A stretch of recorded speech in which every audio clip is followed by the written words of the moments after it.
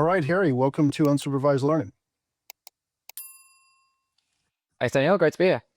Yeah, so I understand you're doing some cool stuff with AI and vulnerability management and stuff like that.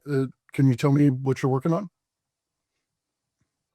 Yeah, sure. So just over a year ago, I co-founded with a couple of others a company called Maze.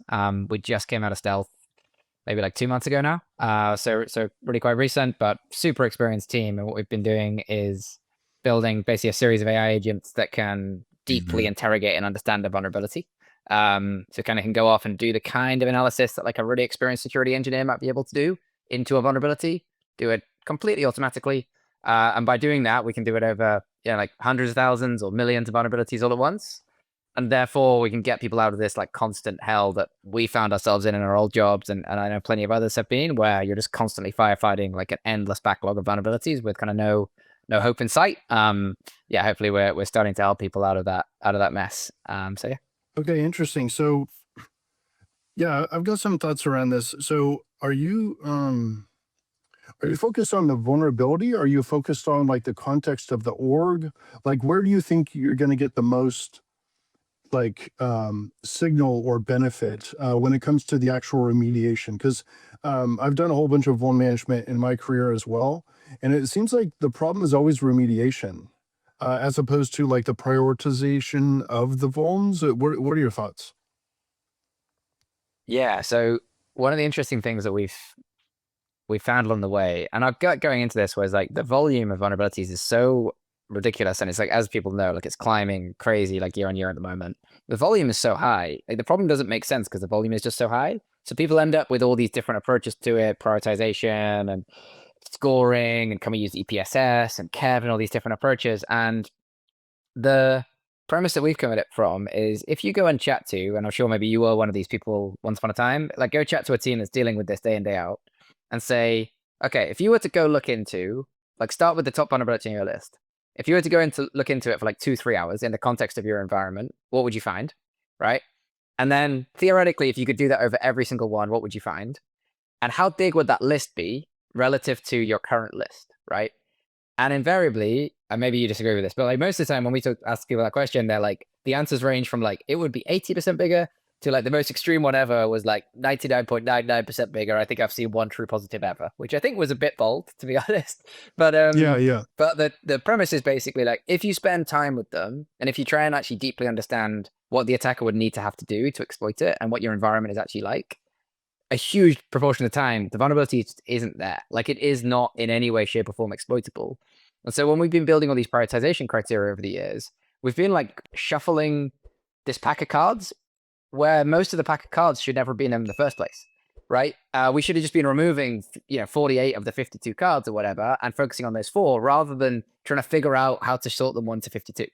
So that's a lot of the premise of where we think this world can go, which is, if you can build tools that are intelligent enough to do that really deep technical analysis, you can actually just remove most of the deck of cards rather than trying to figure out how to prioritize it all. Because I agree with you, it doesn't matter if we can prioritize them if we can't remediate. It's literally irrelevant that we've got a pretty prioritized list if we can't actually act on them. But the only way that you can figure out how to use your limited remediation resources to act on them is to figure out which ones you can throw away and which ones you actually need to keep, and maybe which ones you need to like fix like today. So that's one side of it. We also think there's a bunch of use cases for AI to actually help with the remediation. So just take like everything from I figured out I want to fix something to it is fixed, and see how much of that you can get AI to help you with. I think like running all the way to fully automating it, I think we're a little bit, despite what some people like are hoping at the moment, I think we're still like a little bit away from it, like just AI going in and changing our environments day in, day out. But like I think Yeah. we can take people a lot further than they are today. So when you stick all that together end to end, you get like much smaller list, and then you get much faster remediation, and then you start being able to work on the stuff that matters much quicker, we think. Yeah, that makes sense. I feel like as you're talking there, I mean, there's multiple steps, right? There's understanding the vuln deeply, and then I guess there's the threat intel component as well. And you've seen like CVSS like try to capture all these in different fields of the vuln. So Yeah. there's like active threat intel for like how many people know about this, how easy is it to exploit. Then there's the vuln details itself, like how bad is it? Like what is the attack surface that it actually impacts? And then there's the thing of like, okay, do we have that here at the company? Is that installed? Where is it installed? What versions and how does that relate to the vulnerable version? And then given all of that, now what is the prioritization? And I feel like those are all like individual components. And then the thing I've been thinking a lot about is like, okay, but where are the developers? If you find the vuln in like some readout somewhere in some report, and it's in this particular piece of code, what app is that code part of? Who actually is responsible for that app? And then when you go to create a patch or a fix or whatever, how do we get that to the right person in the form that requires the least amount of effort for them? So I feel like those are all the pieces, and it's almost like you could have multiple companies working on each one of those pieces. But somebody who could do like all of them pretty well, that's going to be a massive win. Yeah, so that's our concept as well, which is basically if you think of all these different moving pieces, you kind of want a series of agents, like AI agents, not the old school type, tackling each of those component pieces, right? So like you mentioned there, like who owns the thing? That's a great use case for AI and particularly agents because like there is information out there to help you solve that problem. Yes. But for a human, it's just like Yes. it's like one of those long tail problems where like you could go find the answer. It's going to take you often a long time to like go figure it out, and then going and figuring it out for every single vuln every single day becomes really annoying. But for AI, that's actually pretty like if you've got the right data sources, it's actually quite a tolerable problem. So then you imagine like putting an agent on all of those different places. Like you mentioned prioritization. Well, before threat intel becomes relevant at all, you have to figure out whether it can be exploited or not. And that's got to be your first agent. Because if it can't be exploited, it's irrelevant whether it's got threat intel associated with it, or whether the business context is bad, or whether the outcome can be bad, or how to fix it. Like everything else becomes irrelevant because you just need to stop there. So you like start there with that agent and then build out like agent by agent for each part of that flow. And as you said, like figuring out who owns it, what action they need to take, what would be the most efficient action. And then you can go all the way through to like starting to generate those actions for them, right? Which is like, yes, I don't think we're quite there with just taking the action, but if we've done enough work intelligently to figure out what the problem is, how it's fixed, what the ramifications could be, then we can start to generate actions for people and saying like, look, hey, Sarah, I found this vulnerability. I proved it could be exploited. I proved it could be bad. Yeah. I actually figured out what the right thing to do would be. I generated it for you. Do you want to do it? Yes or no? That's a hell of a lot better experience than like, here's 10 findings of which one of them's probably maybe bad. Good luck. Like, which is kind of like today's situation oftentimes. So, yeah. So yeah, that's the idea. Yeah, no, I really love that. I mean, if you're inside of their tool, let's say it's GitHub or wherever it is, and it's just like, here's a PR that I've submitted. You can see the diff right here. And like, this is what she does every day, all day anyway, in this exact tool. So she's like, yes, I accept. Boom. That's way, way easier than the thing that just doesn't work, which is they received a report which had like 480 things in it. And now it's her job to figure out if any of those apply to her. And then when she looks inside the vulnerability description, it's just like this wall of text which came from like a generic vulnerability description. And so she's left trying to figure out like, okay, like what exactly is this saying? And guess what? That's why vuln management like hasn't been doing so well over the last like 25 years. Yeah, yeah. Well, the worst thing is though, like for Sarah there, a lot of places now have got to the point where they like one of the easiest applications of AI was throw a list of existing findings in and like get some suggested actions out because it was just literally like single LLM call. You could like throw a finding in, give you some code, give you something, and that's where a lot of like our auto fix suggestions kind of come from today. The problem is that because they started there, rather than starting right at the root of the problem, which is like most of the findings don't mean anything, Yeah. we end up with, let's say we have a list, your list of 480 findings turns into 480 auto fixes. And so we've got a lot of work getting generated that doesn't need to be there in the first place. And also most of them like lack a lot of the context about like, how is this thing exploited? What would be the most appropriate fix? So we've kind of like started at the end in a lot of cases now. And we need to go, I think, like back to the start, get back to the root of the problem, figure out how bad these things, like figure out like if they can be exploited, how bad they are, what the context is around them, and then feed all of that into our remediation efforts. And then suddenly Sarah gets not only like a shorter list, but like a way more intelligent list of actions she could take. And then, as you said, she gets away from, just getting that like blank report with a big description to, you just need to do this thing now. Okay, great. Like click. And that's hopefully, like, honestly, it's kind of why we started the company, is we used to lead like the PM and engineering teams at various places, and this just annoyed us because the teams were Yeah. spending so long like spinning their wheels around the problem, and it was just annoying. So we just thought, like, this can't be right. And so yeah, here we are. Yeah, that's it. From my experience, that's absolutely the best place to have a startup, is like the founders are familiar with the pain of the problem, right? And it's like they just Yeah. wish that they had this in the past for their problem. And like it's just a really pure way to start a company. So what can you say about the current state of agents, with all the hype and what works, and as much as you could share is about your like approach to the agents, like how many are there, Yeah. are they working on different things all at the same time, are they coming back and like unifying into one context, that kind of stuff? Yeah, good question. I was just talking to a CISO about this earlier today, and we're having quite a funny chat about it, of where people's expectations sometimes of what agents can do are, and like the reality. And some of the like sometimes they look so impressive when you first start using them that you kind of imagine that Yeah. they're capable of just tackling like all sorts of tasks with limited guidance, right? You're just a bit like, imagine like you're working with like a really senior colleague. You can give them a really vague instruction and they'll just like figure it out and probably get a good result. The agents can sometimes feel a bit like that. So people end up being like, cool, we're going to build this platform and agents are going to do all these like 100 different things. Right. And I see some security companies starting to like fall into this trap a little bit, where they're like, we use agents now. We use agents for like this and this and this and this and this. And having worked with them for the last over a year now, my perception of them is they're much more like very knowledgeable, like 16, 17-year olds, right? In that, like, they're knowledgeable, they're capable of Yes. getting a task done, but they need a ton of like clear instructions, guidance, guardrails, like training, back and forth with a Yes. manager again and again and again and again. And then you can get them a bit like teaching a grad how to do like a specific job. You can take your like 17-year-old and turn them into someone who is pretty capable at a job day in, day out, but they still need to be doing it in like a relatively narrow, confined space. And they still need a lot of guidance and training and oversight. That, I think, is where we currently are with a lot of agents. But that does mean for security, because we have so many tightly well-defined problems, lots of data, and lots of ways to give guardrails to these things. If you spend enough time like honing them, they can just start doing incredible stuff. But it's really not a case of like, cool, I'll just like throw this problem into Claude and just like see what it comes out with.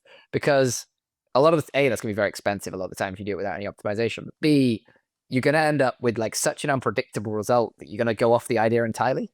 And I run into teams like that all the time where they're like, oh yeah, I tried this for like a day and it didn't quite work. It's like, well, you need to spend so long like getting them there. So that's kind of my perception of it. I don't know what you're seeing. I'm sure you're playing around with them in your own world, but like they can do incredible things.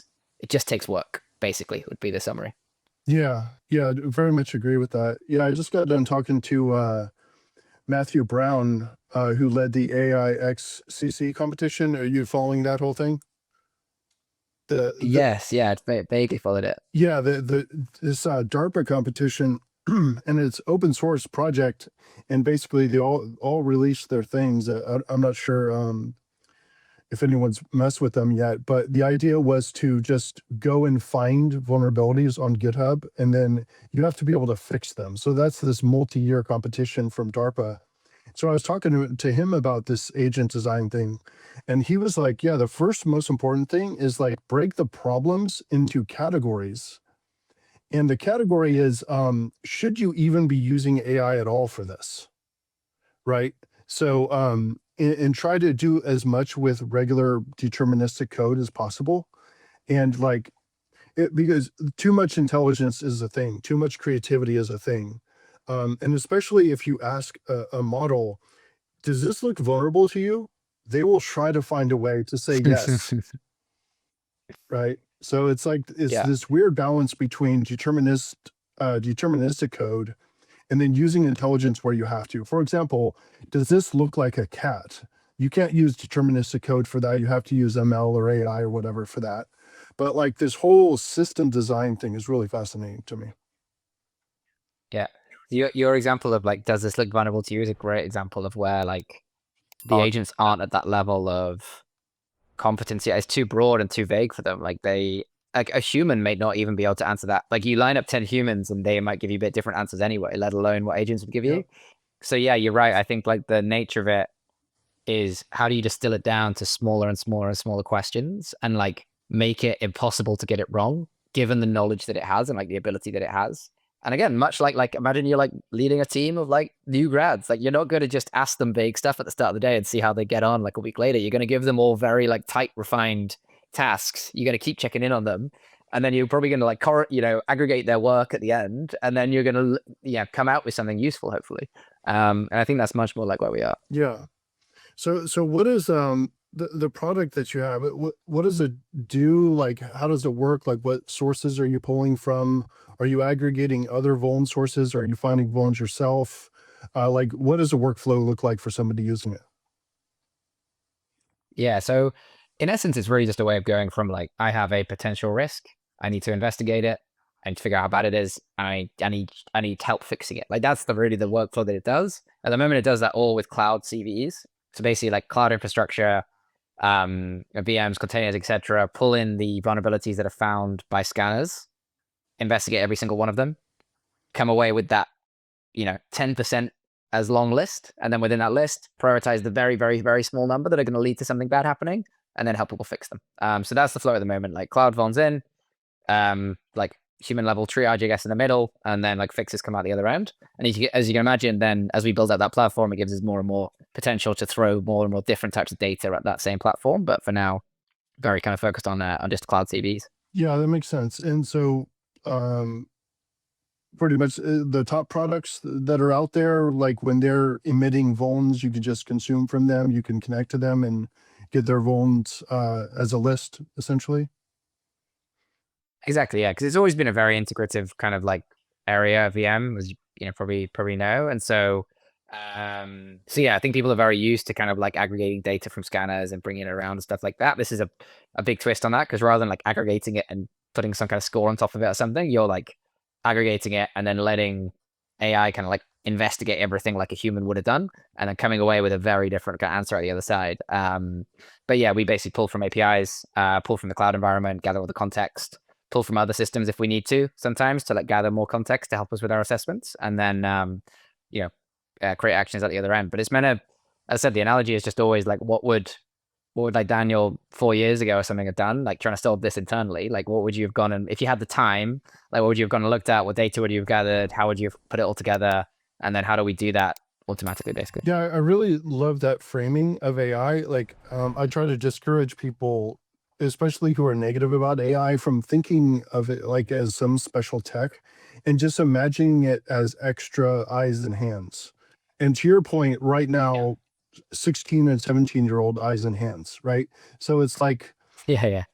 what would you have done if you had 10,000 people to put on every given Yeah. day to go and look? And it's like, well, I would go and collect them and I would go and analyze them. I would dig into the details and all the things that you just said. That's what we would be doing manually. So that's what we should try to get the agents to do. It's like, it's not complex. It's like not special tech. It's just, you've got extra eyes and hands. What do you do with them?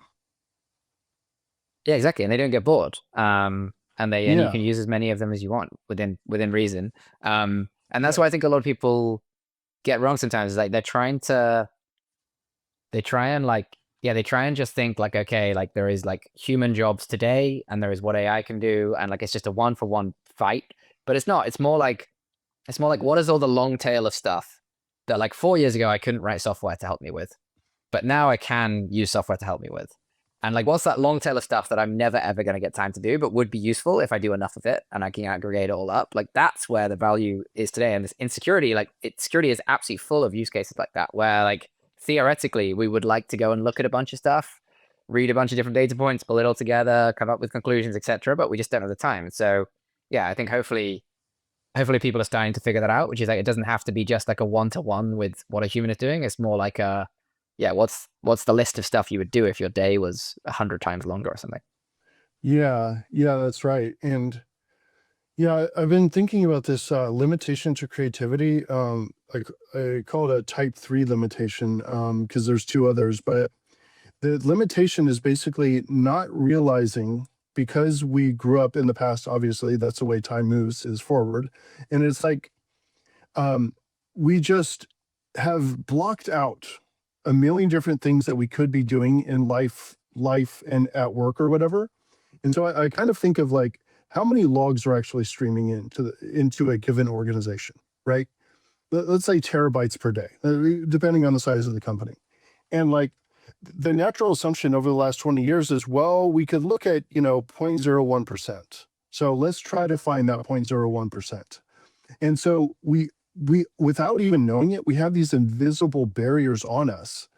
And what AI is like forcing me and like, us in general to do is like think outside of that. Think, what could you do potentially? In that case, it wouldn't be like if I could double my team, because it would still be 0.01%. But if you had a million agents that could read logs or whatever, and maybe some of them can help you whittle down how many logs are being generated or whatever. But it's like, I find it strange that we have these artificial barriers on ourselves about what is possible based on the fact that we grew up in tech in the past. Yeah, I see that all the time. I think that's a great way of phrasing it. I think one good way of breaking out of that, which I think you can use outside of security, but it's interesting in security, is fast forward like 5 years, right? Yeah. And AI is way progressed. And I'm sure we're going to go through like peaks and troughs with AI during that time, of success and failures and stuff like that. But over 5 years, you'd expect it to get pretty far and it to spread pretty wide and to change a lot of how we do a lot of stuff. You got to think in that scenario, what is competition from people using AI more heavily than you are going to change about your behavior by then, right? And so in security, the competition there is not necessarily other companies; it's actually the attackers. And I'm always like remiss to like say too much of this because you don't want to feel like I'm scaremongering or anything like that. But if you think about what we're now seeing, like you and I working with AI agents and stuff like that, and we're seeing what they can do and how they're starting to scale into like pretty complex security tasks, just like imagine that on the flip side. And so if teams are kind of like slower to think creatively and think out the box of like how much they could get out of this in the short term, they're going to be forced to in the long term. Because eventually Yeah. attackers are not like, they're not going to like hang around. They're just going to be like ruthless in terms of figuring out how to do it. And they're going to start forcing our hand to actually think, okay, well, it's not it's not just a nice to have anymore to like be able to go and tackle those 10,000 other like things that you might do if you had the time. Like it starts to become a must have because suddenly the stuff that used to be easy to defend against starts to become hard to defend against, and all our behaviors have to change. I think it actually like applies across a bunch of industries. Like you can apply that to all sorts of different products, which is like if you're struggling to think creatively about where this could all go, think 5 years forward. Think about what like the competitive landscape around you looks like if everyone else is really heavily using AI, and then work that backwards to like what you probably need to do. And I think a lot of security is probably like that today, although it's going to take a bit of time for it to all like shake out. Yeah, I very much agree with that. The way I characterize it for the future is essentially um, in the head of DeepMind thinks this way as well. Is like this. It's all about building world models of the things you care about. So in the case of what we're doing, it's like understanding the IT stack perfectly, understanding the business perfectly, understanding the people there and the developers and the projects they're working on and their spend, and just like having a perfect picture of that company, or in the case of attackers, which is guaranteed to be using the same tech against you, they have a world model of their target, and we are the target. So we better have a better world model of ourselves than they have of us, because in the way it's just dueling banjos of their AI system against our AI system. Who has the most up to date data? Now, and I basically say that attackers are going to win first because they could just start shipping with this quick, right? And right now, everyone's like trying to figure out what's going on. So attackers are going to move first. But ideally, and for somebody like Google already, they are so organized that they should have more up to date internal information coming out of these platforms to feed to their agents to keep that context more up to date. But I very much agree with your characterization here. It's like, look, just imagine that your attacker knows everything about you and they can sense changes in your environment. So you added this new company because there was a merger and acquisition, which they learned about from Crunchbase. Okay, so now they're going to profile that entire company, and they're going to assume that what vulns are there are going to now be your vulns for a period of time. So they're going to start attacking those things. And it's like, well, how fast are you making that adjustment? Because they're going to make it pretty fast. And it really is this that's the game. That's the competition, is who has a better system. Yeah, and it's not like superhuman stuff. I don't think we may occasionally see some pretty wild attacks, but it's just going to be the stuff that we kind of think is kind of hard and therefore kind of rare today, right? It's just going to happen way more frequently, I think, is the most sensible thing. That, like your example there of like, that's kind of rare for an attacker to have the sense and the timing to be like, okay, we're now going to go after you because we've got this acquisition. But that just becomes 10 to 100 times cheaper to do in the new world, and therefore Right. theoretically becomes, just like a lot more common. And we saw this. I used to work in trying to stop phishing, and pre like LLM era, we saw some similar types of effects. So basically, there was this period of time where people went from, they figured out that, like, the Nigerian prince email, like, it didn't work anymore. Like the mass mailer phishing email didn't work anymore. And so they started working on more targeted stuff, and that worked. And then they realized it worked. And so they built a load of phishing kits, like phishing as a service and all this kind of stuff. And they made it really cheap for each other to do it. And suddenly we saw this insane spike where it went from like business email compromise and similar types of emails being like kind of there, but not that common, to suddenly they were unbelievably common because the attackers made it cheap for themselves. And so, like, as soon as attackers make stuff cheap for themselves, you see the volume go up. I feel like we're kind of nearing the precipice of that starting to happen. I don't know whether it'll happen like this year or next year or something, but as you said, they'll be pretty ruthless with it. They won't hang around and like chat about it. They'll just get to work if it starts working. Yeah. Yeah. And going back to your previous point that you made, that we were talking about with like the extra eyes and hands, and how this is just kind of like, it's not superhuman stuff. It's stuff that you could do with more scale if you had more people. And since you're talking about phishing, one of my greatest examples of this is like, what if you could just create a perfect dossier on every employee at the target? So, and I've already got a tech stack that does this actually. So I could just give someone's name and it'll build me like a 6-page CIA background thing, and like including like likely personality analysis or whatever. Well, I could then feed that to a thing that writes spear phishing. So here's the question. If you had, if you used to be an attacker outfit with like 19 people, and like 4 of them were really smart or whatever, you have 19 people and you're barely able to, you have to focus on a very specific vertical, 1 or 2 attack, targets at a time. And like you're really effective, but you can only do so much, as opposed to saying, hey, these 250 companies are the ones I want to go after. Create dossiers on all of them, then go find all their social media posts. Find any time they're complaining or talking about the internal tech stack, or they mention an acquisition, or they do anything, and use that to customize your spear phishing. How many people do you have to hire? Like, this is all 100% possible. This is not special tech. It just requires hundreds or thousands of people, because do it every hour, do it every day, right? Yeah. And so Yeah. now it's just like you just need more scale. And to your point about doing it internally, it's the same exact thing. You just need more eyes and hands to do this. And I'm just fascinated by the fact that I mean, one way to characterize this is just imagine all your attackers who had 20 employees now have 20,000 employees. Yes. That is your problem. Yeah. Yeah, that is quite legit. And as I said, it's not like they're now doing stuff that they never did before. They're just doing it they can just afford to do it at a way bigger scale. Like your phishing example, the worst bit about that is that they don't even need to stop at writing the emails today. Like they can actually just build agents that can take your like dossier of them, right? Mhm. Understand some stuff about them, and then kick off a flow of actions that's actually gonna be way more effective than that single email, right? You know, gently warm up the email recipient, calls, WhatsApps, LinkedIn messages, um, Yes.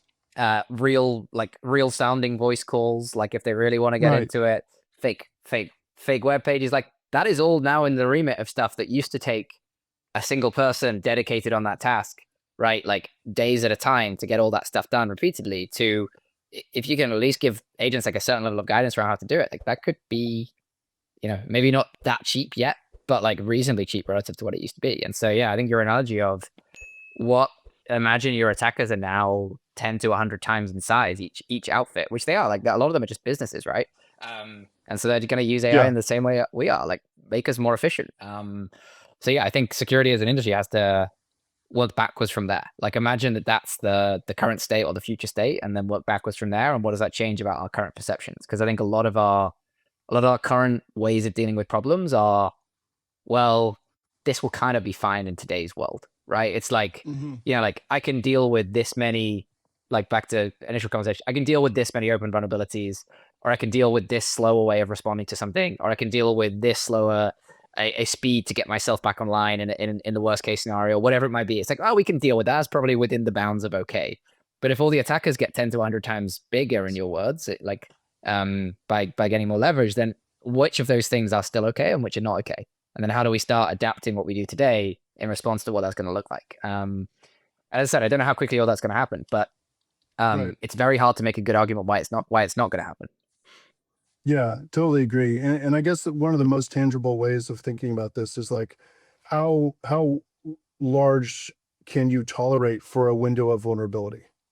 Right? It like Yeah. maybe previously it was like, 10 years ago or whatever, it was like a week or whatever. And let's say it's half a week. Let's say it's a day. And I think we start to move towards a world, and who knows how fast, but you start to move to a world where hours and minutes really matter.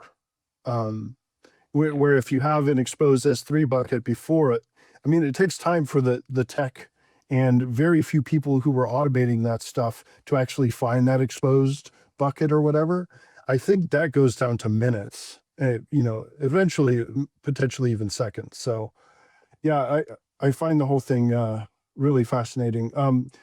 What are you guys doing that's exciting right now? You're looking to put out soon, or you're excited about, you just released? Yeah, I mean we're so new still that we're just getting out there into the world really. So like we're I'd say we're like hitting the point now where we are close to making some pretty big announcements about where we are with the product and stuff like that.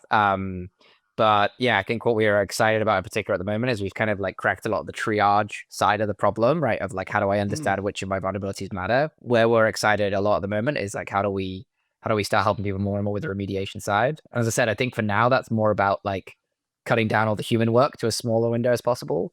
But if we do theoretically need to get to a point of minutes, then you need to cut out humans entirely eventually. But I think you Yeah. got to go like step by step by step. But yeah, we're super excited about some of the stuff that we're seeing so far in that world because yeah, it's a super complex problem obviously, and it's something you can get very wrong, right? If we're like taking down people's prod environment on a daily basis or something. But Yeah. done right, like it can actually take us from this.